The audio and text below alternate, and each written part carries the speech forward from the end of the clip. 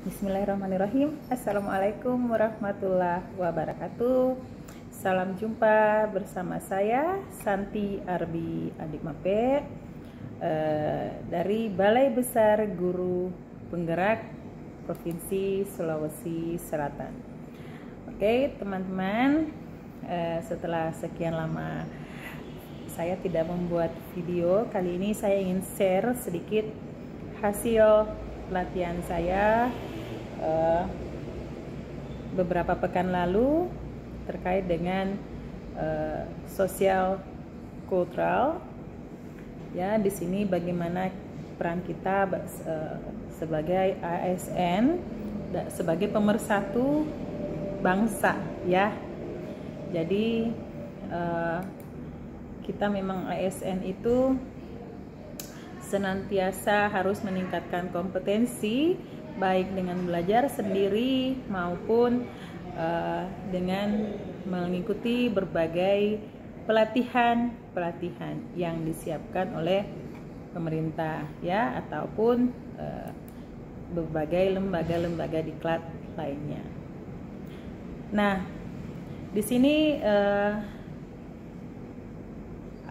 ingin saya sampaikan bahwa pada dasarnya kita sebagai ASN dituntut untuk senantiasa belajar.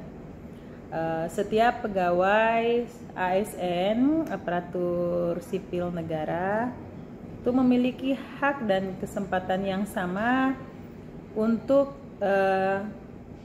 mendapatkan pengembangan kompetensi.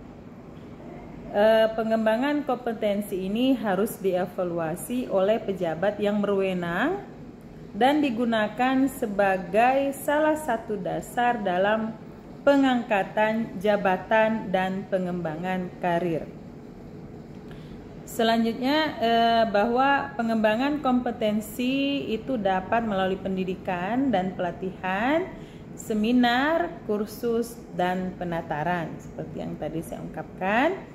Jadi dalam pengembangan kompetensi, setiap instansi pemerintah wajib menyusun rencana pengembangan kompetensi tahunan yang tertuang dalam rencana kerja anggaran tahunan instansi masing-masing. Jadi berbahagialah rekan-rekan ASN, karena pemerintah senantiasa ingin mengembangkan kompetensi kita, ya. Dan ini jadi dasar dalam evaluasi pengangkatan jabatan dan pengembangan karir, ya. Jadi itu ya, rekan-rekan sekalian, ayo kita tingkatkan kompetensi kita, belajar dan belajar, ya. Belajar menjadi pelajar sepanjang hayat.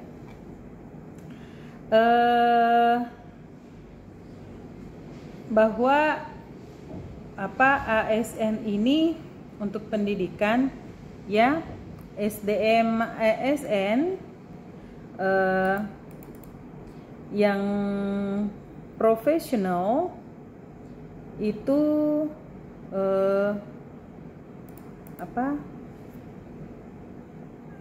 dan harus senantiasa mengembangkan integritasnya. Dari pendidikan dan pelatihan pendidikan ini, ASN akan mendapatkan tugas belajar, sedangkan untuk pelatihan dilaksanakan baik secara klasikal maupun non-klasikal. Ya, pendidikan gelar, pelatihan, workshop, dan lain-lain ini adalah bagian dari pendidikan klasikal. Sedangkan untuk non-klasikal ada pertukaran pelajar, misalnya magang, seperti contoh ya magang, ya, kemudian coaching, mentoring, dan lain-lain. Adapun dapat dilakukan secara blended learning, yaitu model pembelajaran yang menggabungkan berbagai metode atau teknik pembelajaran, baik klasikal maupun non-klasikal, baik daring maupun luring, yang sesuai dengan tujuan program pembelajaran, karakteristik peserta, serta ketersediaan sarana pendukung. Bahwa pengembangan kompetensi ini adalah upaya pemenuhan kebutuhan kompetensi PNS. Ya, karena kita adalah pelayan masyarakat. Kita harus senantiasa siap, ready bila masyarakat membutuhkan kita. Jadi kita harus terampil, harus cerdas, harus pandai, harus memiliki kompetensi, harus memiliki pengetahuan. Ya. Nah, dengan kompetensi PNS ini harus sesuai dengan standar kompetensi jabatan dan rencana pengembangan karir. Seperti misalnya bila Bapak Ibu adalah fungsional tertentu, contohnya Widya Iswara, Widya Prada, pengembang teknologi pembelajaran, apa sih kompetensi yang Bapak Ibu butuhkan dalam rangka pengembangan karir? Ya. Kemudian pengembangan kompetensi ini dapat dilakukan di tingkat instansi dan nasional. Setiap PNS memiliki hak dan kesempatan yang sama untuk diikutsertakan dalam pengembangan kompetensi dan memperhatikan hasil penilaian kinerja dan penilaian kompetensi PNS yang bersangkutan.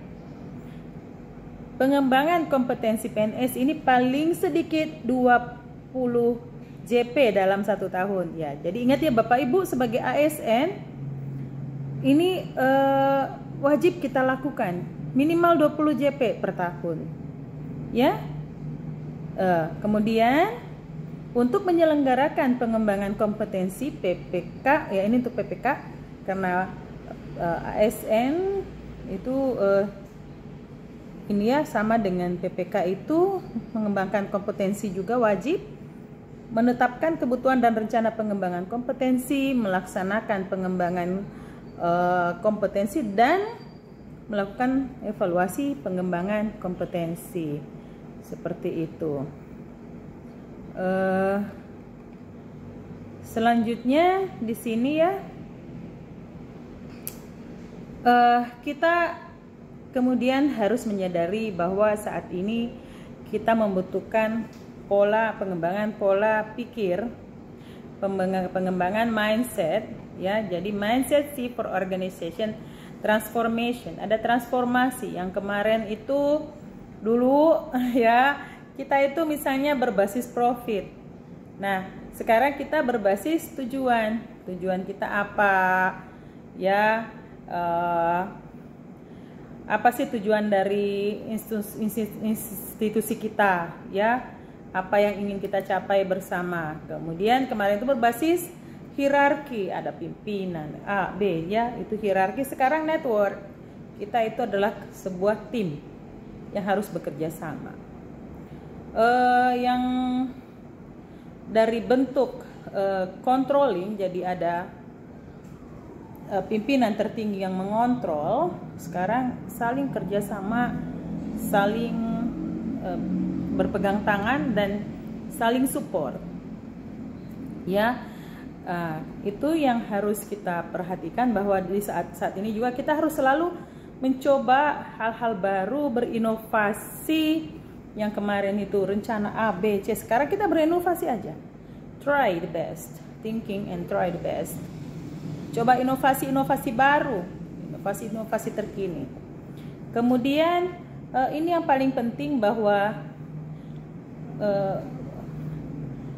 sebuah model pekerjaan, cara bekerja yang sifatnya privacy ini tidak boleh ditahu orang lain, tidak boleh tahu oleh bagian lain. Sekarang semuanya sifatnya transparansi, karena kita itu saling mendukung, merupakan sebuah network, jadi harus transparan. Ya, tidak ada lagi sistem privacy atau sembunyi-sembunyi.